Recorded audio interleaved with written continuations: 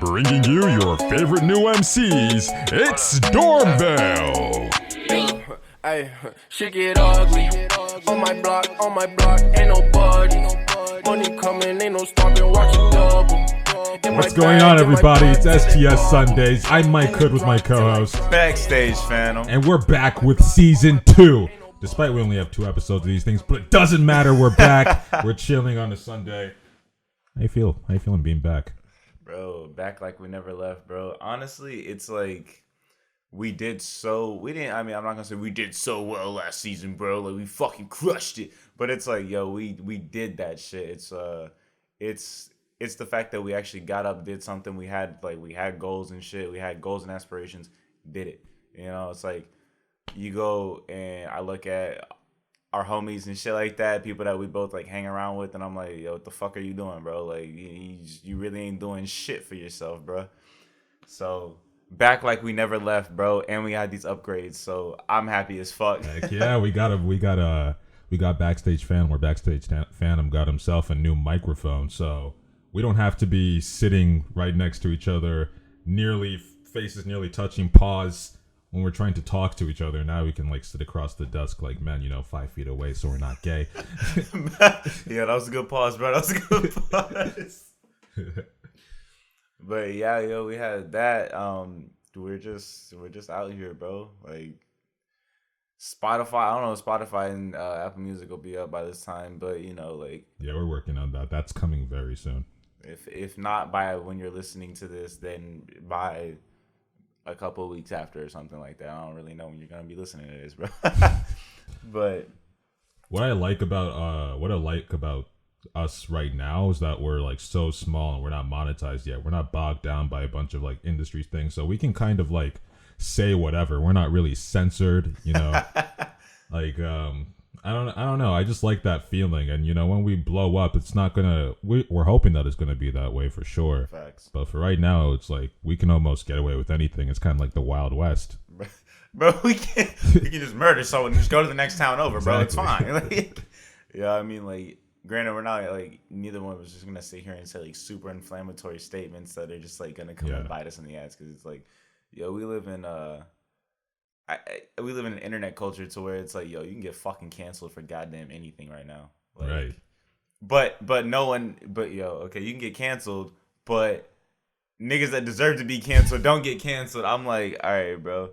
Like the whole Kevin Hart situation, I was like, yo, why are y'all still riding his ass, bro? The whole situation was just done, finished, and over with. If you know what I'm talking about, you know what I'm talking about. But like, it was like him having jokes about the gay community, but everybody was like, yo, leave him the fuck alone. People were like, no, he needs to come out and apologize. I was like, nigga tweeted that shit in like 2013, bro. Like, what the fuck? Yeah. Like, bro, I guarantee you, bro, if someone goes back on my Twitter and they saw when I broke up with like one of my first girlfriend in like middle school, hey, yo, I was probably saying some wild ass shit. Like, I don't know what I would say, but like probably be some like super vague and super wild shit like that. You'd be like, damn, Backstage, the fuck are you doing, like that bro? back then? Like, you really wild, nigga.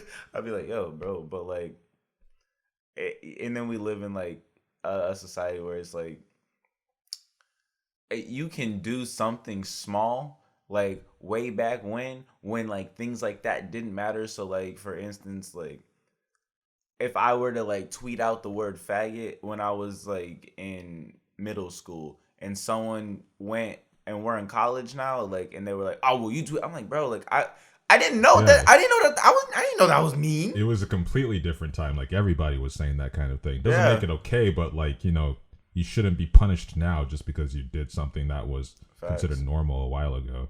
Hey, but that's the culture we live in, and then we also live in a time where it's like, there are people that are fucking untouchable. Like, there's people that are like Drake, that Drake can literally fucking murder somebody right now, and everybody be like, oh no, when's the next album coming out, Drizzy? Yeah. I'd be like, bro, what the fuck? Like, dude literally doesn't do anything for himself. Like, he gets in the booth and that's it, and doesn't come out and say, I'm a performer, which is like, I'm 100% cool with you. You have a ghostwriter. Like, you have a ghostwriter, fucking cool, whatever. Yeah. You're the talent. You're the face. Like, that's how things work. It's like the government works because, like, we had the president. The president's the face. Yeah, he does other shit, but it's like, he's the face, and that's what other countries see. They don't like, like know who the fuck's in Congress. Yeah. So it's like, if you want to be a performer, but don't be fucking Drake and literally steal lines from like multiple people, bro, Right. and then have it blow up on Twitter, and then the next week later, everyone's just like, oh nah, bro, Drake's fucking cool. Like, no, that shit's not okay, bro. And like to piggyback off of that,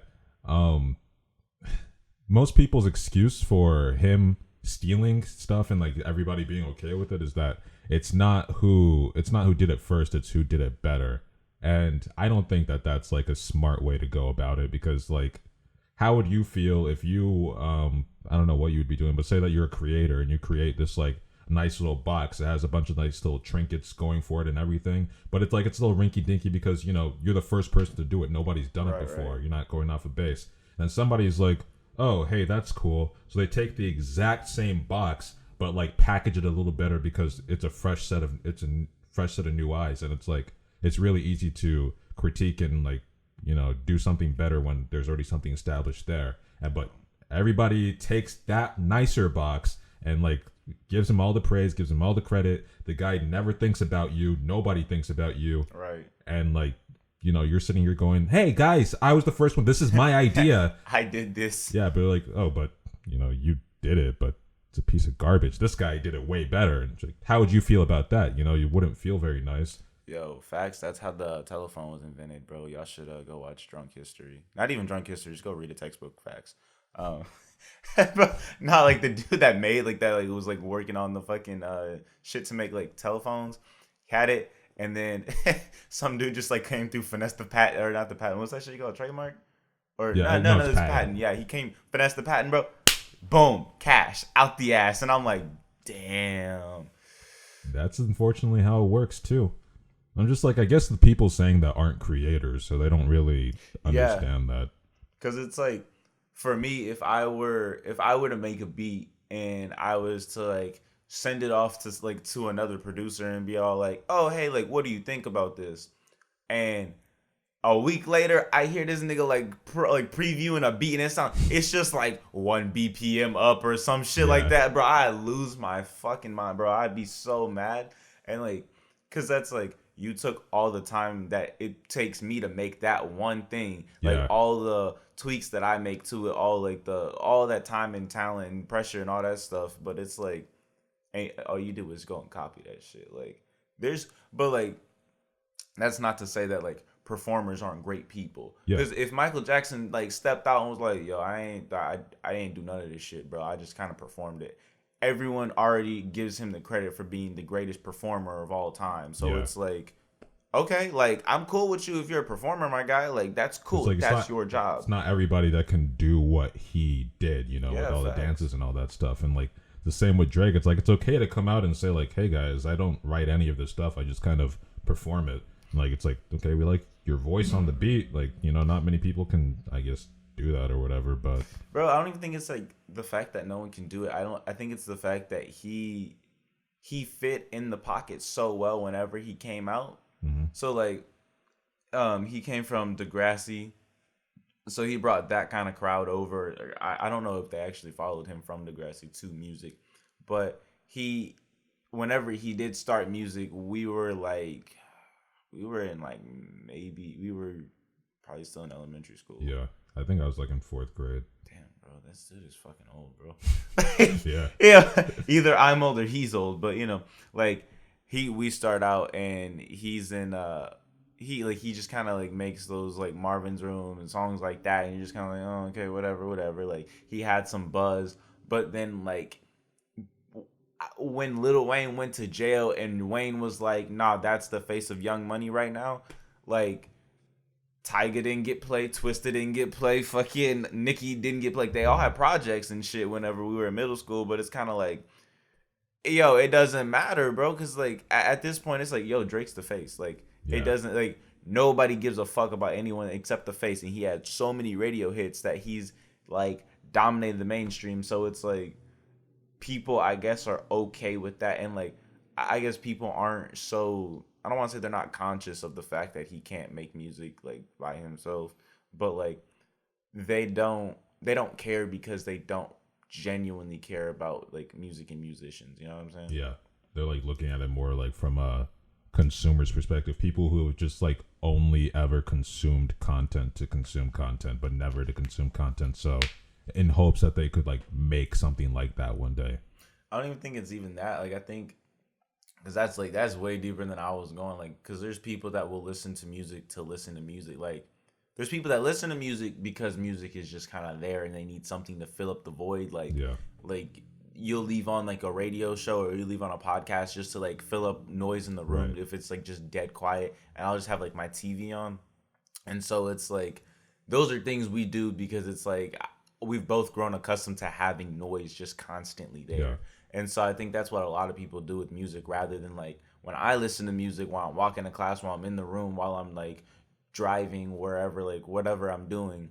I listen to music because I enjoy the content, I enjoy the storytelling, I enjoy like what's going on in that song. That's why like no one will ever get in my car and just hear me fucking play Mo Bamba or something like that. 'Cause I'm like, it's not a good song in my opinion. I don't even think I've actually listened to Mo Bamba like all the way through multiple Same times. for I me. think I've only listened to it like once all the way through. I listened to Sicko Mode all the way through on that basketball game that we went to. I was like, this really isn't like, why are y'all hyping this up, bro? The beat change, is that it? Like, Yeah, bro. that's the main thing I heard that people were like praising it for, but to me it's overrated. I'm just like, bro, if you really like beats, like go listen to fucking Timberland or go listen to Just Blaze or go listen to fucking Ninth Wonder or like some like fucking like or Even Kanye. yeah, like even Kanye, like yo, Kanye might be fucking crazy, but his like I will give him credit that he's a phenomenal musician. Like yo, he may not have the fucking right mind, but like yo, dude might be crazy, but like he's a phenomenal musician and he understands how to make music. The only time that he, I think, dropped the ball was on that whoopity scoopity poop bullshit. Yeah. But that was Even the production on that was alright, but like that's the thing is like I'm kind of mad. I'm like, damn, bro, like fucking he could have actually went in. like if he just decided to like fucking like just oh, you know what, whoopity scoopity poop, and then boom, just like started just snapping, bro. Yeah. Like I would have been like, damn it, Kanye, I'm trying to be mad at you, bro. Fuck, like that's why I'm like it's hard. I don't want to say it's hard to be mad at him. It's hard to separate him from his music, and I think it's hard for a lot of people to like separate Drake from his music because it's like Drake has done so many like things. Drake the person is like a snake. Yeah, bro. Like Drake the person, I don't want to like. I would not feel comfortable to sit around with Aubrey Graham. You know what I'm saying? Like I'd be like, bro, if you don't back the bro, you know what I mean? Like, bro, nah. You're looking over my shoulder a little too hard, Aubrey. Like, bro, I'm texting my mom. Why are you trying to look at my phone like that, bro? Like, I would not want to be around Aubrey Graham or Drake the person or whatever. But like Drake the performer, would I enjoy like probably like sitting down and seeing how he orchestrates a team or who's actually the ringleader? Because I'm pretty sure at this point Wayne's is 100% hands off. Like, you know what I'm saying? yeah. Like, when he brought in Drake, whenever Young Money started up, Wayne was like hands on, making sure everything was going great and fucking all that shit. But then we get to this point, and I think that it's like Wayne is either he's like actually mentoring them and just really quiet about it, or he's just like chilling. Like I feel like it's more so he's just chilling. Like ever since he talked about like how he's in a bubble or something like that, like that's been my image of him. Like just this guy in a bubble, and like his team just like sporadically brings stuff to him, and that's how he knows what he knows. And that's like, because it's like he doesn't need to do anything right now. Like he literally does not have to do anything. He's set for life, I'm sure. So it's like he doesn't need to go out there and make money. So it's like he doesn't really need to know what's going on to stay relevant, to stay popping and whatnot. And if he did, he would still have a team for that, and he would just probably go record and be done. Like he set his life up to be easy, especially now that like he has Young Money as his, rather than Birdman having all that shit. Like he's good.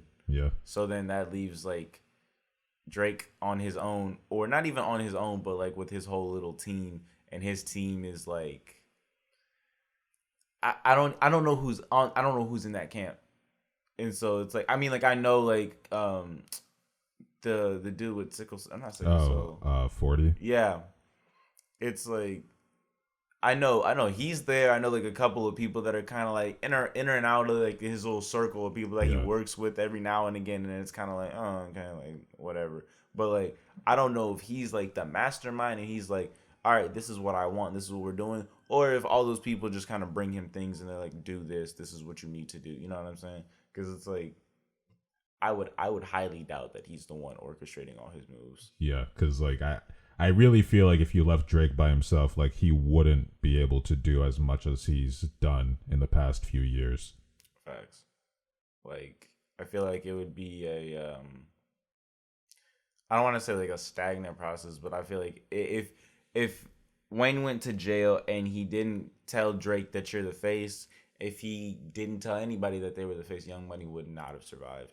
Maybe like Drake and Nicki might, like have hits here and there. Yeah. But like it wouldn't be. They wouldn't be superstars. Yeah.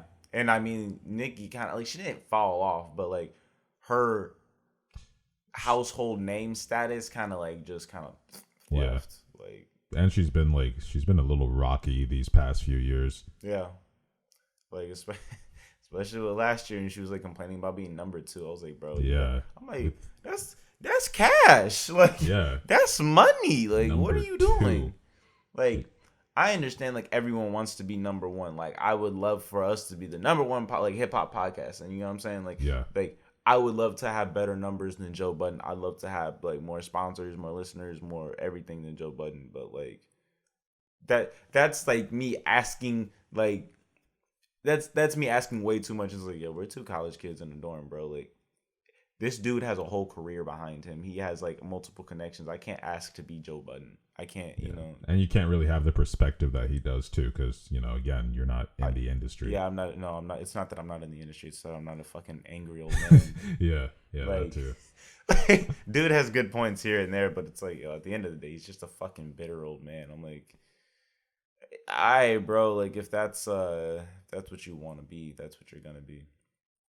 But I mean, like that kind of brings us to the next topic is gatekeepers in hip hop and shit like that. And it's like to be a rapper back in the day, it was like you had to perform at these clubs and you had to get this crowd response, and then this person needed to pick you up, and then you get your deal.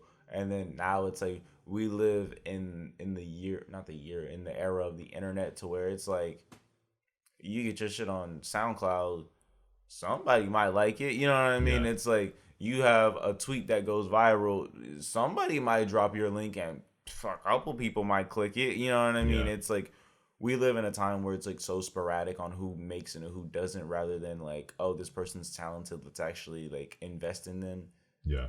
But in a way, it's like it's a lot more democratic, because like I feel like everybody on some level can agree that the people should be able to choose who makes it and who doesn't. Because before, it would be like once you have your label behind you and you have all these radio, they would keep on playing the same song on the radio and like everywhere that you go in malls and everything, and people would be kind of forced to like it. Yeah. But like now it's like, you put a song up on SoundCloud or YouTube, and then like maybe a couple of people see it and then they keep on sharing it with their friends, and then like you kind of blow up more organically that way. Yeah, so I mean like, and then I guess a lot of artists now have that mentality like, oh, my city doesn't fuck with me, like where I'm from, they don't like me, because I know like a lot of guys will be like, well, because you go to high school with all these kids, like, okay, like most people will grow up in a 5-mile radius. And so it's you grow up, you go to school with all these kids, you meet everybody in elementary, middle school, and high school. You might all go to like community college, or you might go to regular college, or some of y'all probably won't go to college. So at that point, all the same people. So say you start trying to rap in high school. Say it's like your sophomore year of high school, and you start going to like the studio. Yeah. Or you start writing stuff down, or you start using your computer and shit like that. So then by your junior year, like let's say you have a project come out, kids at your high school are gonna clown the fuck out of you before anybody says, yo, no, bro, that shit was dope as hell. Like those kids are gonna clown the fuck out of you, because like I don't want to say it's that they're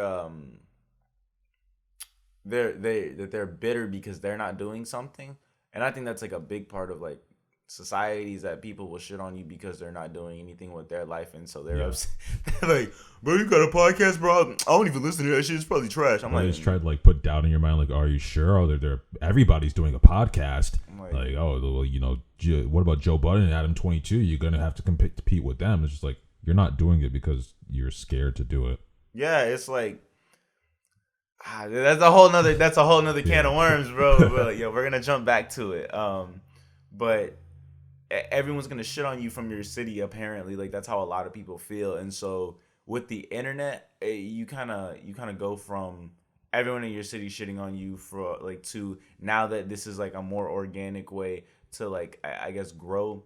You have shares on the internet. You have like just like literally the internet is like just like it's endless. It's like we talk about like, well, like if one of us says that we see something on Twitter, then it's like, well, we're only seeing a percentage of a percentage because it's like I only follow maybe 300, 400 people on Twitter. I don't even know who I all are, but it's like there's billions of people in the world, so it's like yo, I don't even see everyone in America's tweets. So it's like, how could I possibly know what's going on in China, like on Chinese Twitter? Because it's like we like I guess like not we, but like Americans see like Twitter and Black Twitter, and then there's like different subsects of Twitter, and then there's just like political Twitter. Those are three Twitter spheres, I guess, that I just that kind of in, you know what I mean? I mean like there's like other like meme Twitter and like other like subcultures that I like subscribe to that I'm like I guess a part of. But it's like even in those subcultures, like so if we went and we just like catered to hip hop Twitter, then hip hop Twitter could be people from Baltimore, Chicago, Indianapolis. I don't know why anyone from Indianapolis was listening, but yeah. Cali, but it could also be people from like the Netherlands or something like that. It's like because we have the internet, because Twitter has a translate button, because we have all of these things, it's like it's boundless from where you can go. You don't have to be like Chance the Rapper and like have your brother and a couple of your friends go fucking hand out CDs at a community college, not a community college, at multiple colleges and high schools and shit like that, and hope that you get off the ground. Like you can, I don't want to say you can like put it on the internet and sit back, but you can do better, I guess. Yeah, like you can promote yourself to a wider audience that way, and have like a higher chance of like the right person seeing your stuff. Because everybody uses Twitter, everybody uses YouTube, you know. I mean, like jumping back to the Buka interview where we talked about like memeing, and that's how a lot of people get like their shit. Like who like literally like fucking 6ix9ine wouldn't have been big if he didn't fucking troll. Yeah. Like Soulja, like as much respect as I have on Soulja, like or for Soulja, he wouldn't be as big as he is if he didn't meme or troll. Like and like we talked about in there, like Yachty wouldn't have blown up if that kid didn't make that funny one night video. That was a good video. I was replaying it in my mind last night. I was like, I haven't actually watched that shit in a long time. But like if we didn't have these things, it's like, to me it's like if we blew up off of like a small snippet of like one of us just saying like something, I don't even know like what would be like funny enough that people would be like, oh, I will go watch Dormville forever now. Like I don't know what would like just kind of like capture like it would have to be like some sort of big freak out scene or something like that. Yeah, it'd have to be like one of us like acting like Joe, and you hear like I just want to like break the mic, but just like start slapping on the table, bro, and just like, bro, what the, just like start yelling at an artist or somebody or like whoever we're talking to, or just yelling at one another, like just like, my voice still hurts from that basketball game, low key. Hey, really? That was like 2 days ago or something, right? Yo, facts, bro. We went into overtime. It was, and then they won by 1 point, bro. I lost my mind, bro. I was so mad. They won off that one free throw, and they didn't call the foul, bro. Yeah. They deliberated for like all of 10 seconds before like, oh, okay, let's just give it to the other team. It's like, come on, you can't go into what is it, overtime for like a couple of seconds. Or just like give him the foul shot. I don't know. Yeah, I was like, bro, like we should have got we should have got the free throw shot for 2. If he would have made 1, we would have been tied up again. So then, if he would have made the second one, we would have won. And I'm just like, bro, this is trash. Just like... I'm blind. I'm deaf. I think they call me ref or something like that. I think that's the chant, bro. Oh, bro, College basketball is interesting though. Like I'm usually not a sports person. Like I don't care for the NBA, but college basketball, I love it. I live for it now. Yeah. goes to one game. I live for this, bro. That's how Riley was, bro. He was like, I live for this, and I was like, bro, what? He's like, I stand, and I was like, nigga, what are you talking about? Bro. I was like, bro, because he was like, everyone else was like chilling and talking. This man was like deep in the game. I was like, do you even know what's going on? He's like, I don't understand anything, but like I know enough, bro. And I was just like, all right, bro. He's like, I don't understand like the fouls, but I understand what's going on. And I was just like, all right, bro. It's a start. It's a start. But like back to the topic at hand. Like we were talking about gatekeeping rap, and like it's hard for people to, I guess, not get into the rap game, but to blow up. And so then you have No Jumper, you have Adam 22. Well, that is No Jumper. Yeah. You have Adam 22, and you have like Joe Budden, and then you have the Breakfast Club, and you have Big Boy. Yeah, and Sway. Sway. Excuse me. I think more so No Jumper and Sway, because Sway has that playlist, and Mo was on the playlist. Shout out Mo Thorough, left field. The rep's real. So to know that like there are people that have an opportunity to get on that playlist that we're able to talk to, and people that we're in contact with have grabbed Sway's attention or Sway's daughter's attention, or because I think those are the only 2 people that actually like put people on that playlist. Oh, okay. I didn't know Sway's daughter had any like involvement in that kind of thing. I just know that she posts a lot about it. So like I'm pretty sure that she's like, because I know she like says DM and tag these people and whatnot. So that's pretty cool. Yeah, I assume that she's like a big part of it. But like I do, and there's other people that we've like looked at that are on that playlist. But like I think he's giving more of an opportunity rather than like Adam's just like, yeah, man, I'll repost your what's that thing, SoundCloud. Yeah, for like $500 or something. No, $200. Yeah, and I'm just like, that's crazy, bro. Yeah. That's mad crazy, and it's like, yo, there's people that we know that's like that have videos on No Jumper that I'm like, huh? Yes. Like, what? Like. Dude's cool, but what? You know what I'm saying? Like, it's just kind of like, I think that, and like I think that's like a big thing now. Is like people are like looking for SoundCloud to be like their, like not valid, like where they get their jump. And I'm like, you guys do realize like SoundCloud is so oversaturated with bullshit that no one's gonna find you on accident. Yeah, and then like it's never a good thing to be called a SoundCloud rapper. Yeah, like at this point, that's like a big, like that's like a fucking fat ass disc. Yeah, it's like, it's like what was the wave before? Like what was the big waves that everyone was going through? Like when, like everyone wants to be a photographer. Oh yeah. So it's like you're an Instagram photographer or some shit like that. Is like, damn, bro. Like you only take pictures for Twitter. Damn. Like it's like that shit. I guess that would hurt them. I don't really know. Like or just like when people call like bloggers not real journalists. Yeah, bro. It's like you have a blog. I'll be like, damn, bro, that's crazy. Yeah. They really hit you with that shit. You gonna take it? You should beat their ass. You should beat their ass, bro. Like, but I think that like. Not that I don't know what the next wave would be, because like the people that did do well on SoundCloud were like Denzel Curry. Like he calls himself the grandfather of SoundCloud or the father of SoundCloud rappers. And dude fucking I don't even I didn't even know he was on SoundCloud, bro. Like same. Like that's things I did not know that this man was on SoundCloud. Like whenever I heard of him, it was when that bottle flipping challenge came out. So we were like in junior year. Yeah, it was junior year of high school, because I remember the kid that used to do that, and she was mad annoying.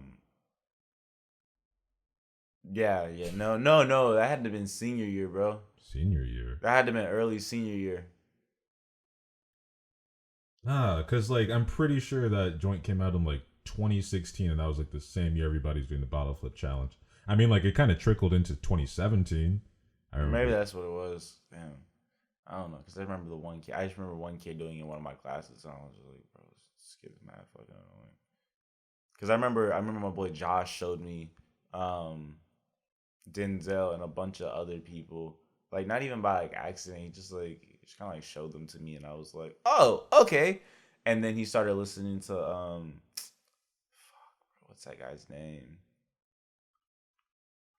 I don't know, some guy, and he always just like yells in the woods. It's weird. Yells in the woods. Bro, I that's all I can describe for you, bro. Like Yeah. that's it. And I just remember like he was like super into that, and I was like, oh man, that's weird, bro.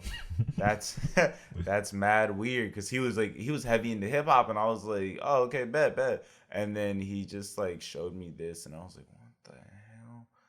But like Denzel blew up off the bottle flip challenge, which is kind of, I don't want to say like, yeah, that's where Denzel got it. You know, if it wasn't for that, like he's fucking talented. Like dude has bars. Like he can go bar for bar with some big names, and it's like he has the ability to go bar for bar. He has the ability to have like socially conscious music. He has the ability to like be a deep guy. He has the ability to be like a fun, happy guy. Like he can fit in any mold basically, and he's like.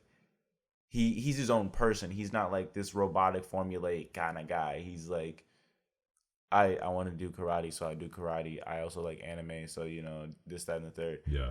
He has a song called Super Saiyan, and I'm just like, bro, like, I be sitting there and like taking a shower. I be like, Super Saiyan God. Like I'm just like, bro, I walk into class, bro, be singing that shit. You know, it's whatever though. But it's like, he's. I wouldn't call him a SoundCloud rapper. I would call the guys that you go to school with, or the guys that you follow on whatever platform, that are always just kind of like bumbling and just like trying to get you to listen to their music, but they're not really doing anything about it. Like it's like, so I'll even use this for an example. Like people that we reach out to will be maybe posting on an Instagram page. And that's it. So you're posting on an Instagram page, and you might have a few people, you know, following you. You might have like 300 to 1,000, 2,000, 4,000, 5,000 maybe people following you. But at that rate, if that many people are following you, how many people are actually looking at what you're actually putting out? So like, let's say you have 5,000 followers. Let's say only 500 of them actually look at your stuff. And then that's to say that your stuff's not getting buried under all the other things that's in their feed. Right. And that's to say that like they're checking every day. You know what I mean? So like, let's say that 500 turns into 400. You're just being generous. So then you have 400 people out of 5,000 people looking at what you're posting. And then you have people like us reach out to you. And we're like, hey, we have a podcast. We want to sit down and talk with you about music, your life, like rada, this, that, and the third, the current just state in hip hop, and like other things. Like we don't always talk about like specifically the same shit, and that's something we're trying to change this season, is like having a more open flow of conversation. But like, if you don't take that opportunity, it's like you're making yourself a SoundCloud rapper. You're making yourself a this, that rapper. You're making yourself a Twitter rapper. You know, it's like you have the chance, because we're not that big. We're not like, it's not like Big Boy's giving you an interview or something like that. It's like, we're not flying you out anywhere. You pay for your own ticket. If you really want to come here, that's on you. But like, it's like, why not take the initiative to take, an hour out of your day or 2 hours out of your day and like sit down and talk with us? You know what I'm saying? Yeah. Because then that gives you outreach to another audience, like regardless. Because it's like we post on my personal, your personal, the Dormville account, and then both of our Twitters. Yeah. Both of our Snapchats. So that's 5, 6, 7 accounts that are getting posted on. Yeah, and they're all like different audiences too. Right, and that's the thing. It's like people that follow me on Twitter probably don't know who my Instagram is at all. You know what I mean? Yeah. Like people that follow me on Instagram might not know what my Snapchat is, and so it's like, and then also it's like we have the people that actually like the girls will go and they'll like repost our stuff. Yeah, so And that's then, even more outreach. right, and then it's like sometimes Joey will go and post it or something like that, or sometimes like Chris or somebody like that, like they'll go and post it. I'm like that's so much more outreach on the off chance, like, and it that's all it takes is an off chance. It takes one person to like hear your music and be like, damn, that shit's good, and like say you get one follower or one new person to listen to your music by coming onto our show. It's kind of like, well, that one person can turn into 10 people. Exactly. Because you get in my car, like I play whatever I want to play. So if I want to play John Doe or I want to play Buka or I want to play Castor or I want like whoever, like if I'm playing that, that's what you're listening to. If I put on a Dormville playlist, that's what you're listening to. And so then that turns into like if they like a song, they're like, oh yo, who's that? I'm like, oh yo, that's Bruce. And then like I'm like, oh, you could look him up, da da da da da, you know. And so then that gives Bruce me, and then it gives him that person, and that person might turn into so many other people. And so it's Right. like, So why wouldn't you take the opportunity? yeah, because it's like if somebody was like, hey, I'd love to interview you guys, I'd be like, okay, bet, when and where. Like you might have an audience of 100 people, but yo, one of those 100 people might become one of our subscribers or like Exactly. somebody like that. You know what I'm saying? So it's just kind of like, Just take like all the opportunity you can get. And even if there isn't an audience, it's like, you know, that's an archive. That's experience for you with interviewing. That gives you like, you know, skills in answering like tough questions or something like that. we don't even ask that many hard questions. Yeah. We're not like, so how do you feel about abortion? Like that's not, Yeah. that's not a question that this is like ever gonna be geared towards. Like, you know, it's kind of like get your skills up or build up your resume. Like Right. you said, like I don't know who doesn't know this, but like Mike's an artist, so it's like the reason we have our little like Dormville guys is because Mike draws them. We don't go out and outsource because that's stupid. Yeah. Like, y'all think I'm gonna pay somebody? Hell no. Hell no. So it's just like that's your portfolio, and so it's like for me, it's like, okay, well, I wanna run a label at one point, so it's like I'm gonna go obviously work at a label so I can learn the ins and outs and stuff like that, or I'm gonna go work with like artist representation or a PR firm or something like that. Yeah. So it's like me running these accounts and me like talking to these people and me building these relationships. It's like this is real life world experience for me, and so I can put that shit on a resume. Right. Like I don't understand. I'm like, bro, like I don't see the drop off of where like people don't like where they don't associate this with success.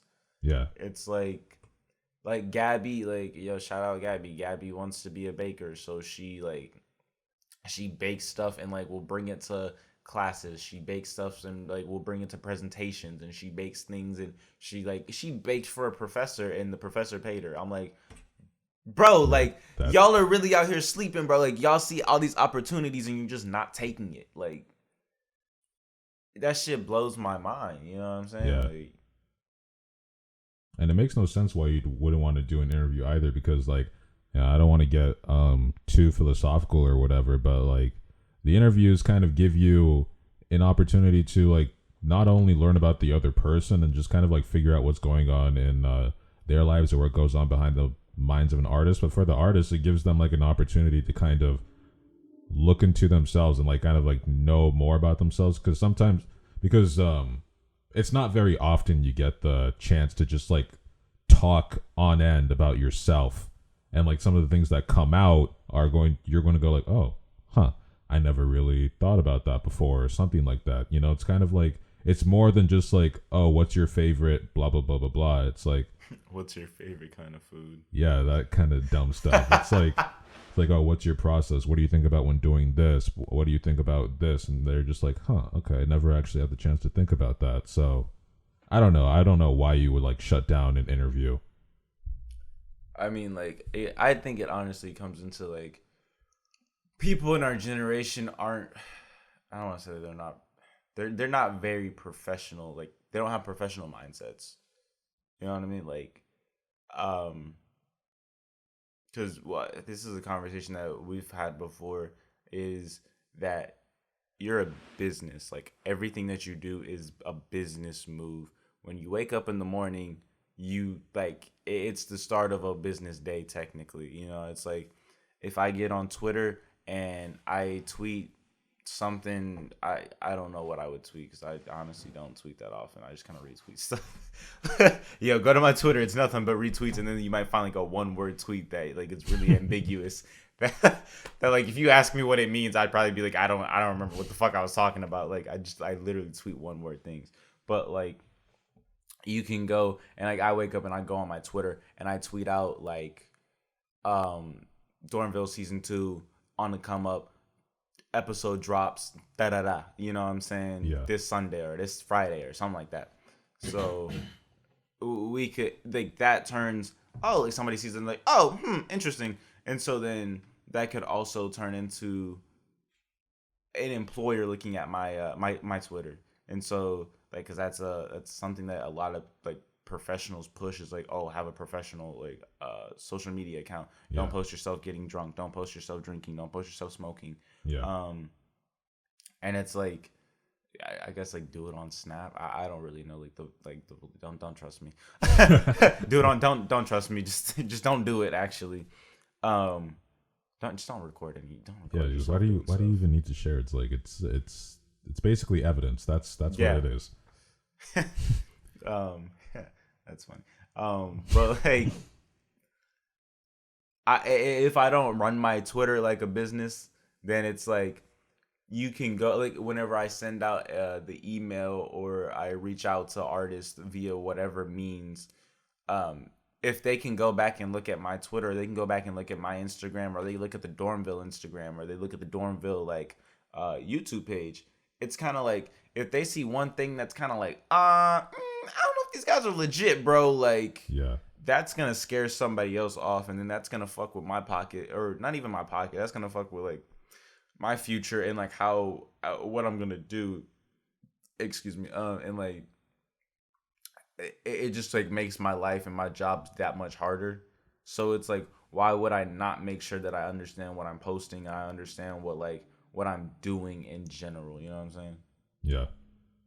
And like I think that's a mindset that's like lost on our generation, or like just people that like not even that we hang around with, like people I don't know, like people I went to school with, because it's kind of like they just kind of do a lot of stuff for like the short term, and then like it ends up biting them later, but they'll keep on doing it again. Yeah, it's like there's a girl and like she's cute, you know what I'm saying? Like she works at Hooters though, like so like this probably doesn't really apply to her. You know, I don't think she actually has the like that big of aspirations in life. You know, she's on her whatever number boyfriend that's like a fucking scumbag. That, you know, I actually, you know, I take that back because I don't know this guy at all. Okay. But, you know, but given her track record, yeah, track record likely. shows.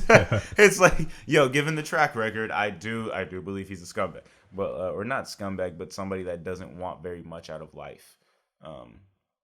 And so I think like she'll go out and she'll post on whatever social media like, oh, trying to get fucked up tonight, and I'm like, I don't know about that one. Like, try again. And then it's like she'll post pictures of her and like you know those like string bikini things that girls will wear to raves, and then they put like they put like the little sparkly diamonds to dazzle their foreheads and whatever. Yeah, she'll post like shit like that, and it's just kind of like, if I'm a professional, like if I'm trying to hire you for my business, like you probably got Hooters, so they don't care. They're like, oh, you ready to show that ass? Like here's that cash. You know what I'm saying? Like that's the Hooters motto. But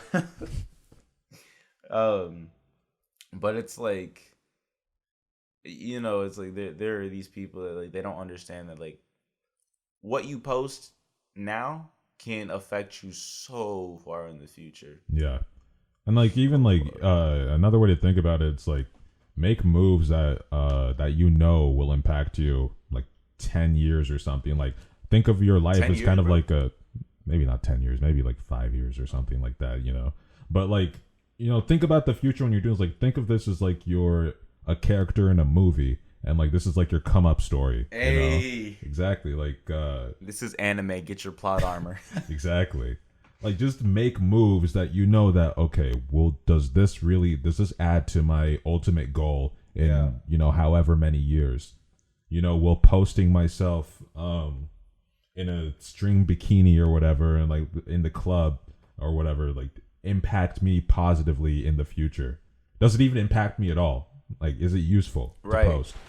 And I mean, like, that kind of, I don't want to say that that's like that calculated online personality shit. Like, when you like, not even when you, but like, in general, when you text people, you have more time to think about that shit. Yeah. So it's like you become that perfect person.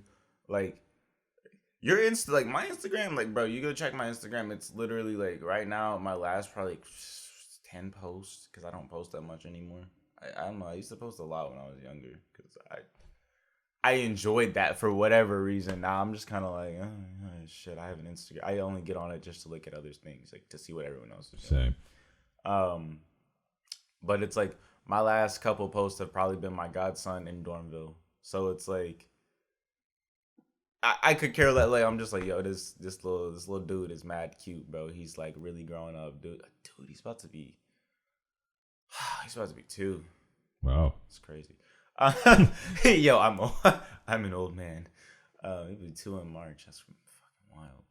But damn. Yo, I'm sorry. Like this is actually blowing my mind.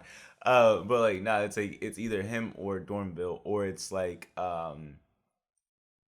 probably like the only thing that's not related to that I posted, I guess in 2018 was going to formal with Gabby and going to hang out with the girls and stuff like that.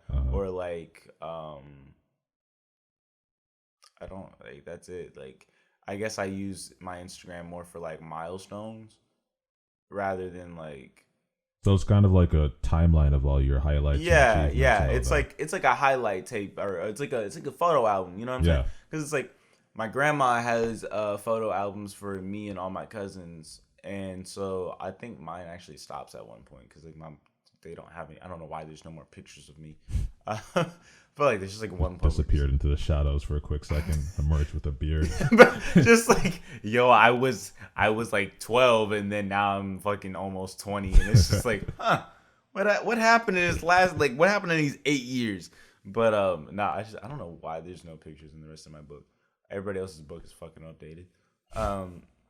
But it's like you can go my book, it's like pictures of me being born, and then pictures of my first birthday party in New Orleans, and then there's like pictures from when I lived in Kansas as a kid. Like I don't even remember Kansas, but I can look at those pictures and shit like that. But it's like you can go through that book and you can see like not highlights, but like key moments in my life, you know what I mean? And so it's like I have like that's what your I don't want to say that's what your Instagram or what your social media should be tailored to. But it's like, if you wouldn't say it in a job interview, or if you wouldn't feel comfortable with answering why did you post this in a job interview or something like that, don't do it. Yeah. Like, don't make a Finsta either. Like, I mean, like that's some people's like answer to it is like, oh, I'll just make a Finsta. And I'm just like. It's like, why do you feel the need to? But I guess like they just need those hits, and like maybe some people run in certain, because it's like it's your environment too. Like maybe some people should run in certain circles that value different types of things. Like maybe there's social circles out there that value social media posting and like doing crazy stuff. Well, I mean, like from what I see, like on like Finsta accounts, like or like people's alt accounts and stuff like that, is like. They don't get likes. Like they just shit post on there. It's like, there's a few examples, but there's like girls. Like the only people that I actually know with fences are like females. I think there's like a couple of guys that have them. I don't. That's weird. Yeah, I don't have but like neither one of us have the mindset of like I need to post something. Yeah. Like if I have a problem with something, I'm gonna bring it to like the homies or something like that. Like I'm gonna like. Jump on Discord, or I'm gonna jump on PlayStation. I'm gonna be like, bro, let me tell you about this bullshit or something. Or I'll go to like, I'll be like, Like, I'll walk in the room, and if you're not like doing homework or something, like, bro, let me tell you about this bullshit. Yeah.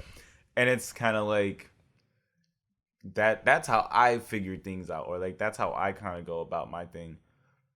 These people will, I guess, because we're in the age of technology or the age of just social media, they feel like, well, I gotta post it. Like, it doesn't matter who sees it, but I need it to be out there in the world. Like, there's a girl with 600 fins to post, and her life is literally trash. And I'm just like, bro, you're posting about this rather than fixing it. You know what I'm saying? Like, but that's I don't know, but maybe business. it's like leading a trashy life is like a personality trait for her or something. Some people are like that. Yeah, that's just what you do. It's like, then you probably don't have a desire to change it. Yeah. It's kind of like, well, that's what I'm known for. It's like what everybody, kind of associates me with. Yeah, I guess because it's like, in communications, what I learned. You know how happy I get when I actually get to use something from like one of my classes. I'm like, wow, I'm not really wasting money. Yeah. But the way that most people perceive themselves is the looking glass self. So it's like so if you tell me, oh man, Backstage, you're so funny, or you're so insightful, or you're so wise, I'm going to think that I'm funny, insightful, and wise. Yeah. If you tell me like constantly on repeat, like not even just you, I mean, I live with you. So it's like, like if I woke up every morning. Wow, Backstage, you're so charming and wise, and oh my God. Leave you notes on the door before I leave. Bro, I'd actually be scared. I'd be like making sure. I'd be like taking inventory of the room, just making sure that like no screws were loose in my food or something. It's my biggest fear. It comes from that Keenan and Kel sketch, or not sketch, but the episode when Kel puts the screw falls into the tuna, and he makes Keenan a tuna sandwich, and Keenan's about to die, and so they try to like sue the tuna company, and like they're in court, and then the prosecutor's just like asking Kel a question, and then Kel's just like breaking down. He's like, I put the screw in the tuna, and bro, he's just like repeating that whole like on repeat, bro. But like that's hella off topic. Yo, Keenan and Kel was funny, so ahead of its time, head ass. But like, nah, it's kind of like, if you were to come in here every day and you were just like, your dream is trash. You'll never have a label. You'll never do this. You'll never do that. And then every time that I went out to lunch with like one of our other friends, and they were like, are you sure that you really want this to be your major? Are you really sure that you like rather than like, damn, like I see you, like you're actually doing shit, like, you know what I'm saying? Or don't say shit at all to me, honestly. I don't give a fuck. But it's like, if I keep hearing that like just destructive shit, like, and it's like tearing down my self-worth and stuff like that, like it takes a hell of a person to be like, I don't care what people say. Like, that's one thing people do say, and I'm like, no, you fucking care, because that shit's gonna get in your subconscious, and like that's a whole different thing. But it's like it's a completely different breed if you're able to say I don't care and really not care what people think about you. I mean, isn't that like, I was gonna say, like, to the point of the people like doubting you or whatever, isn't the solution to that is just to have like a higher self-esteem, like just a completely different set of values than what other people are saying about you? I guess, and I think that it would have to come from a certain place. I don't know what that place would be, but then it also like jumps, like, because you said values, so it jumps to where you delegate your values, like how much value you give something. So if I give your opinion of me, like, say I have 100 value points, and I'm like, man, what Mike thinks of me, that's like fucking 95 value points. Like, I don't know what the fuck, like, I don't know why, but like, I'm just like, gee whiz, Mike, that's the guy. I want him to think I'm the shit. And so I give you 95 value points, and then like the other 5 value points are in like self-sustainment, like, so that I eat. You know what I'm saying? And so it's like, then at that point, if you told me I was shit, I would feel like shit, because I've given you so much value, and I've given you all of this like power. Yeah. For some people, like for myself, like the value that I give certain people is completely different. So if you walked in here and you were like, nah, you're fucking stupid, like you're a moron, you're never gonna get your dream, I'd kind of be like, damn, bro, like that kind of hurt. Yeah. But like if somebody like trolling under a video is like, y'all are fucking trash, I'd be like, that's wild. I'd be like, you think I didn't know? I Like, agree.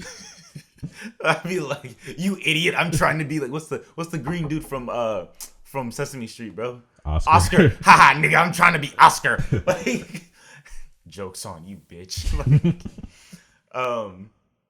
I think that like it just like it honestly all just like depends on the value that you give people, and like some people don't know that they give lots of value to people that they shouldn't give it to. Yeah. Like i.e. people in toxic and domestic, or not domestic, toxic and like abusive relationships, like for whatever reason they're not, I don't want to say they're giving so much value to these people, but it's like they've given more value to that person than they've given themselves. And I think where that mainly comes from is just kind of like childhood. Yeah, you can yeah, find it's a out big like part. a lot about people's values and that, and like their level of self-esteem through like their relationship with their parents in the past, and like even sometimes in the present, but mainly the past. And like when most people stay in like domestic abuse relationships, it can just come from like neglect from like their dad or mom or whatever. Yeah. Like, I was talking to Nathan the other day, and you know, like most dads don't tell their sons like, I love you, bud. Like it's just kind of like, you kind of know, you're like, oh yeah, no, my dad, me and my dad are pretty chill. Yeah. Like I'm like, yeah, he hasn't killed me yet, Cool. so it's fine. You know what I mean? Like, you know, like I love my dad to death. Like, dude has like provided me with so many opportunities and like just gone above and beyond. I really appreciate him and all that. But like, I don't need him to tell me like, I love you, son. But like one day, bro, he was like, I'm really proud of you. And I was like, bro, what the fuck? I beat your ass, bro. You ain't my daddy, bro. Like I was like, bro, who is this, bro? And like, you know, like it kind of like it shakes up the balance a little bit, you know. But you kind of, because I, you know, the level of value that I gave him, and in the fact that he was like, I'm proud of you, like keep doing what you're doing, like that's something that like 100 people could tell me I'm doing shit. But if my dad came in here right now and was like, yo, like I'm proud of you, keep it up, like Yeah. I'd be like, man, fuck y'all, bro. My dad'd kick your ass, bro. Yeah. Like, you know what I'm saying? Like it's like one of those things. So it's like, I do think that, yeah, childhood it's very important to your value system, because if you see your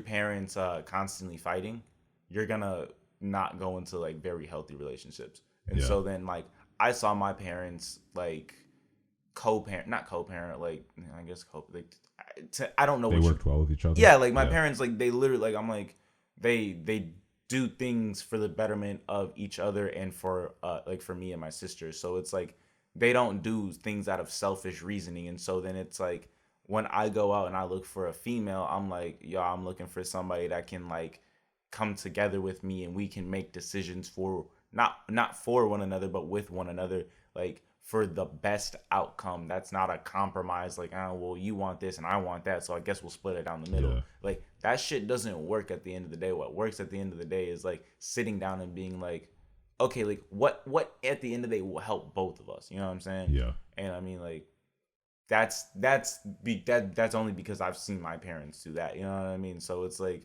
when I see people in relationships that I'm like, dude, what the fuck are you doing? What are you doing? You know what I'm saying? Like stuff like that is just kind of like, I don't know. Like I can't wrap my mind around wanting to be with those types of people, but I Yeah. can wrap my mind around like, well, okay, I understand. Like that's where you come from. That's what you know. You don't know your self-worth. Yeah. And yo, best IDK bar ever. I'm trying to put everybody on, but I'm trying to put on myself first. But I gotta build up my self-worth. I was like, bro, that's fucking bars. It's Baby Scale by IDK. It's like the end of this. Like I think it's the last verse. But like nah, like if you don't have any like if you don't give yourself any value, if you don't give yourself like any of that stuff, like yeah, you're gonna be shit. Thanks so much for listening to the show. If you liked what you heard and want to see more, make sure you like, comment, and subscribe. That helps us out a lot. Please listen